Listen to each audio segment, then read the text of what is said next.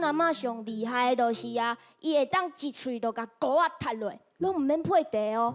我就想讲，安尼敢袂去夹着吗？啊，我就试看卖啊，结果嘛踢落，哇！规条脑后踢车，差只也看到阮阿祖咧甲我压手咧，我紧配一喙茶，才甲我的命吞断啊！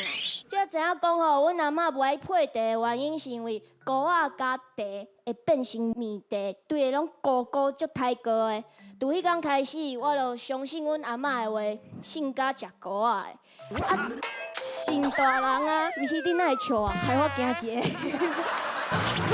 是大人，阁有一个足奇怪的代志。顺哥只笑一个了，伊会甲你对话哦。就我想讲，你是不是会当发展出什么物件来？但是无啊，顺哥甲你拍摄了，就已经煞安尼。哦，较可惜。因为迄个毋是我的笑点，结果你笑出来，我感觉怪怪。